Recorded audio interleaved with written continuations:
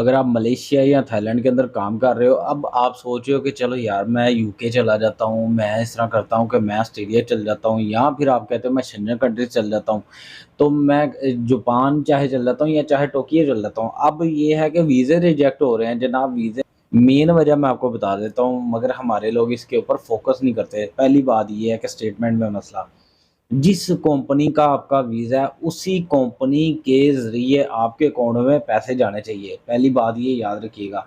यानी कि मिसाल के तौर पे आपका वीज़ा है ए कंपनी का, अब बी कंपनी में आप काम कर रहे हो, जिसे ए टू बी वीज़ा आप बोलते हो। तो जिस कंपनी का वीज़ा है जनाब, उसी कंपनी के बैंक अकाउंट से, कंपनी के रजिस्टर्ड कंपनी के नेम से जो रजिस्टर्ड बैंक कोड है, उससे पैसे आपके अकाउंट में जाने चाहिए। मतलब कि आपकी सैलरी उसी अकाउंट से आपके अकाउंट में ट्रांसफ़र होनी चाहिए। पहली तो बात ये है। अब दूसरी बात ये है, स्टेबिलिटी नहीं है अकाउंट में। अब ये है कि मुझे एक दोस्त की कॉल आई, या सब्सक्राइबर कह लें, उनकी कॉल आई। तो वो कहते हैं जी मेरे पास 30 लाख की बैंक स्टेटमेंट है, तो मैंने अप्लाई करना है थाईलैंड के लिए वीज़ा। मैं मलेशिया से हूँ। मैंने कहा ठीक है भैया आप कर सकते हो। तो जब स्टेटमेंट अब उन्होंने मुझे दिखाई है स्टेटमेंट, मैंने चेक किया कि जो उनका क्लोजिंग बैलेंस है वो पाकिस्तान के लगा लें 10-15 हज़ार रुपये है। अगर पाकिस्तान के 10-15 हज़ार रुपये क्लोजिंग बैलेंस है, और आप वो जो 30 लाख वो कह रहे थे, वो सिर्फ टोटल लेन देन था इतना कि 30 लाख का टोटल लेन देन हुआ है। इस तरह की भी स्टेटमेंट रिजेक्ट हो जाती है। इस तरह के बंदे को फुकरा, कंगला, नाकाबिले बर्दाश्त, वो उसको भी रिजेक्ट कर देते हैं। वो थाईलैंड जो जैसे छोटे कंट्री के लिए भी नहीं वो वीज़ा लग सकता इस स्टेटमेंट पे, चाहे 1 करोड़ की क्यों ना हो, उसके अंदर मौजूद होना चाहिए बैलेंस। एक और स्टेटमेंट के हवाले से मैं आपको बता देता हूँ। स्टेटमेंट में एक और मसला ये होता है कि स्टेटमेंट की जो बैलेंस है वो आ रहा है एकदम से, मिसाल के तौर पे एकदम से 8,000 रिंगट आ गया है, कोई वेरिफिकेशन नहीं है। उस बंदे की सैलरी ऐड हो रही है 2,000 रिंगट, और एक एकदम से 8,000 रिंगट आ गया, किधर से आया कोई पता नहीं है। आपसे वो पूछ भी सकता है। जब ज़्यादा इस तरह का ये मिसहैप हो ना, तो वो पूछते भी नहीं है, सिर्फ रिजेक्ट कर देते हैं कि यार इस बंदे के ऊपर क्या पूछेंगे, इतने पैसे कैसे आ गए, इसकी तो सैलरी भी इतनी नहीं है। अच्छा एक और चीज़ है जी, आपकी सैलरी है 4,000 रिंगट, और आप जो 4,000 रिंगट मिसाल के तौर पे आपकी चाहे सैलरी है 4,000 रिंगट, और हर मंथ आप 3,000 रिंगट उसमें से निकाल लेते हो, बाकी बचता है 1,000 रिंगट, 800 रिंगट हर मंथ आप सेव करते हो। ऐसे बंदे को भी वो वीज़ा नहीं देते। ऐसा बंदा फाइनेंशियल स्ट्रांग नहीं है, वो कैसे उनकी कंट्री जाके पैसा खर्च करेगा। यार जो वीज़ा देने का मकसद वो ये होता है कि आप उनकी कंट्री जाके पैसा खर्च करो। ये चीज़ क्लियर होगी। कुछ लोगों के लिए गुड कंडक्ट सर्टिफिकेट की डिमांड होती है, पुत्रराजा से मिल जाता है। जिन लोगों की कोई कंप्लेंट्स हैं, कोई पुलिस रिपोर्ट्स वगैरह हैं, या जिस तरह का कोई मसला है, जो गुड कंडक्ट सर्टिफिकेट में कोई मसला आ जाए, उस तरह के लोगों को भी वो रिजेक्ट कर देते हैं। लिहाजा अगर गुड गुड कंडक्ट सर्टिफिकेट आपने बनवाना है, अगर कोई पुलिस वुलिस का प्रॉब्लम है, कोई रिपोर्ट है आपकी, तो वो आपको उससे पहले जाके क्लियर करवाओ, फिर सर्टिफिकेट बनवाओ। उसका बेनिफिट ये होगा कि सर्टिफिकेट में कोई क्राइम नहीं आएगा। ये चीज़ क्लियर होगी। अब एक और चीज़ है, बंदे का यार फ्रेश पासपोर्ट है और उसके ऊपर सिर्फ मलेशिया के वीज़े लगे हुए हैं, यानी कि उसने वर्क वीज़ा पे आया या थाईलैंड में है, थाईलैंड के वीज़े लगे हुए हैं, तो उसके ऊपर हाँ, थाईलैंड वालों को भी मैं बता दूँ, गुड कंडक्ट सर्टिफिकेट ये होता है कि आपकी जिस तरह पुलिस रिपोर्ट होती है, क्राइम रिपोर्ट्स होती है, क्राइम क्लियरनेस रिपोर्ट होती है, इसी तरह यहाँ पे मलेशिया में इसे कहते हैं गुड कंडक्ट सर्टिफिकेट। अच्छा ये चीज़ होगी। और उसके बाद मैं बात करता हूँ वीज़ों की। एक बंदा आ रहा है यहाँ पे, उसके यहाँ थाईलैंड में रह रहा है, उसके सिर्फ थाईलैंड वर्क वीज़े लगे हुए हैं, कोई ट्रैवल हिस्ट्री नहीं है। ट्रैवल हिस्ट्री है तो छोटे-छोटे 2-3 कंट्रीज़ की हैं, और वो कह रहा है कि मैं आगे अप्लाई करना है।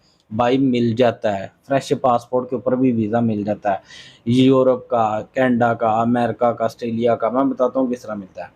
अब मैं ये पहले भी ये बात कर चुका हूँ कि फ्रेश पासपोर्ट के भी इस तरह के वीज़े मिल जाते हैं। मिसाल के तौर पे आपकी बहुत बड़ी कार बनाने की कंपनी है, आपका बहुत ज़्यादा बिज़नेस है, और इस जब आप वीज़ा अप्लाई करते हो, तो वो जो बंदा है काउंसलर है, उसको समझ आ जाती है कि ये बंदे की प्रॉपर्टी बहुत ज़्यादा है, बंदे का कारोबार यहाँ पे बहुत ज़्यादा है, बहुत पुराना यहाँ पे रहने वाला ऑलरेडी है, जद्दी-पुश्ती यहाँ पे रह रहा है। ये बंदा कभी भी किसी भी जगह पे भी एक 1 महीना क्या 15 दिन भी स्टे नहीं कर सकता, क्योंकि इससे पीछे कारोबार नहीं उसका हैंडल होगा।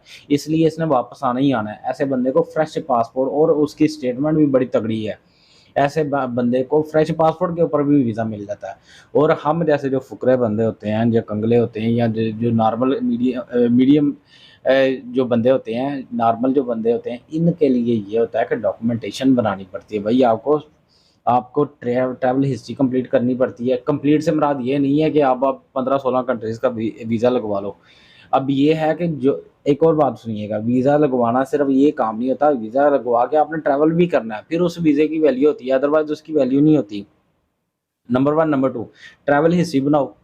नंबर 3 ट्रैवल हिस्ट्री में ऐसे कंट्रीज़ ऐड मत करो जिनके ई वीज़े हैं, ज़्यादातर कोशिश करो, क्योंकि जब वो पासपोर्ट वो देखते हैं ना, ऐसे करके पासपोर्ट देखते हैं, जो-जो सामने आ गया। जो बेनिफिट है उसमें यही होगा कि आप कोशिश करो ऐसे कंट्रीज़ के वीज़ा लगवाओ जिनमें स्टिकर वीज़े हैं। ई वीज़े वाले ज़्यादा ऐड ना करो। हाँ, ई वीज़ा एक रिकॉर्ड का हिस्सा होता है। ई वीज़ा आपने उस कंट्री गए हो, ये एक रिकॉर्ड का हिस्सा है और आप उसे बता सकते हो, वेरीफ़ाई कर सकते हो कि जी मैं यहाँ पे भी गया हूँ। अदरवाइज़ ज़्यादातर बेनिफिट यही है, मैं यही सजेशन दूँगा, आप स्टिकर वीज़ा लगवाओ।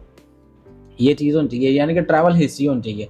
पहले मैंने स्टेटमेंट क्लियर कर दी, फिर मैंने आपकी सैलरी क्लियर कर दी, फिर मैंने अभी बता रहा हूँ स्टेटमेंट्स क्लियर होनी चाहिए।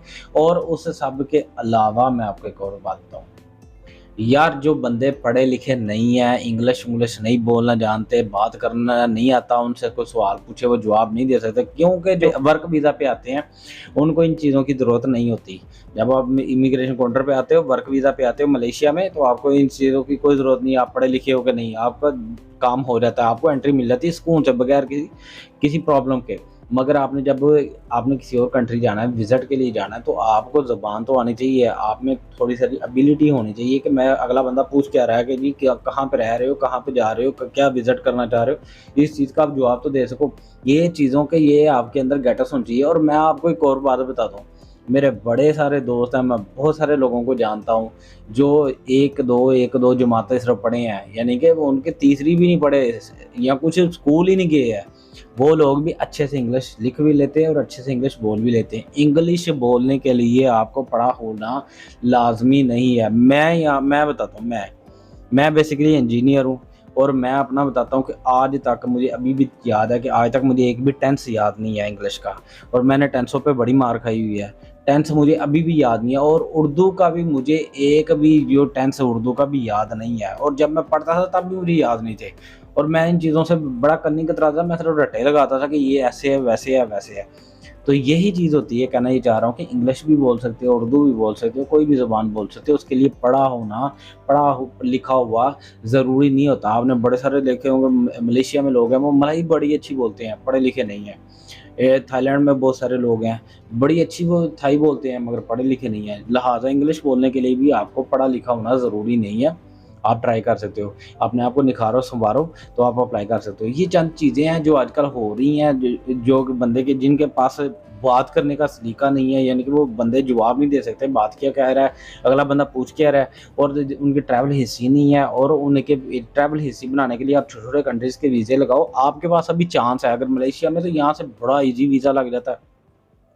कंबोडिया का वीज़ा मिल रहा है, ऑनलाइन मिल रहा है, अब तो 1 दिन के अंदर मिल रहा है। फ़िलिपाइन का वीज़ा यहाँ से मिल रहा है। फ़िलिपाइन जाने से पहले आप छोटे-छोटे कंट्रीज़ के लगा लो। सबसे पहले आप थाई चले जाओ, साथ ही कंबोडिया है, साथ ही लाओस है, इनके वीज़े लगा लो। वहाँ से क्लियर होने के बाद आप हो सके तो सिंगापुर का वीज़ा लगवा लो, मगर उसके लिए अब उन्होंने स्पॉन्सर लाज़मी कर दिया हुआ है। सिंगापुर का कंप्लीट करने के बाद आप फ़िलिपाइन का कंप्लीट कर लो। फ़िलिपाइन का कंप्लीट करने के बाद आप टोक्यो का सॉरी आप जापान का, क्योंकि टोक्यो इसके अंदर ही आ जाता है। आप जापान का या कोरिया का वीज़ा लगा लो। ये दोनों में से एक भी लग जाए, जब ये कंप्लीट हो जाए तो फिर आप जिस मर्ज़ी कंट्री का अप्लाई कर लो। ये छोटे-छोटे, थोड़े-थोड़े पैसे लगते हैं, घबराने की ज़रूरत नहीं है। मैं आपको ये बात एक और ट्रिक बताऊँ, आपने 1000 यूएस डॉलर 1000 यूएस डॉलर अपने पास रख लेना है। वही आपने अपने पास रखना है हमेशा।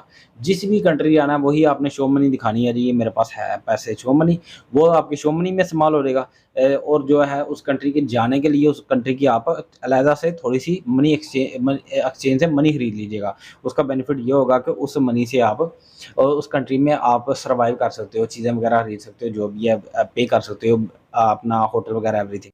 और यहाँ पे एक और बात बतानी थी कि जिन लोगों के पास ई वीज़े हैं, क्योंकि अब मलेशिया में वर्क वीज़े जो हैं, ई वीज़े ज़्यादा लग रहे हैं, स्टिकर वीज़े कम लग रहे हैं। तो उसके लिए ई वीज़े को आप पहले स्टैंपें करवाएँ पुतराजा से जाके फॉरेन मिनिस्ट्री या फॉरेन अफेयर से। उसके ऊपर मैंने प्रॉपर वीडियो भी बनाई हुई है, बताया कि किस तरह आपने स्टैंपें लगवानी है। फिर उसके बाद अप्लाई कीजिएगा। तो ये चंद चीज़ें थी, ट्रिक्स बता रहा था। यहाँ से जाना बड़ा आसान है। बड़े मेरे यार दोस्त बड़े जो है ना सज्जन चले गए हुए हैं, यहाँ से यूरोप जा रहे हैं, ऑस्ट्रेलिया जा रहे हैं, सारे जा रहे हैं। बड़ा आसान है यहाँ से जाना, यकीन मानो। सिर्फ ये है कि अपने आप को थोड़ा निखार लो, थोड़ा पॉलिश कर लो, आप जा सकते हो। तो ये यूरोप का जो जो होता है ना मामला, ये ऐसे ही होता है, ये खाला के और जो है ना नानी के घर की तरह हर वक़्त तो खुला ही रहता है, जो मर्ज़ी आए, इनको कोटे मिलते हैं हर कंट्रीज़ को, जितने मर्ज़ी आए बंदे, कोई मसला नहीं, टेंशन ना लो। क्योंकि ये कोटे हर साल पूरे नहीं हो पाते, इसलिए नेक्स्ट टाइम फिर कोटा मिल जाता है। तो आपको भी बारी आएगी, कहीं न कहीं आपका भी कोटा मौजूद होगा, लिहाज़ा स्ट्रगल करो। तो ये थी वीडियो आज की, तो वीडियो अच्छी लगी है तो वीडियो को लाइक कीजिएगा, चैनल को सब्सक्राइब कीजिएगा, अपना बहुत सारा ख्याल रखिएगा। अस्सलाम वालेकुम।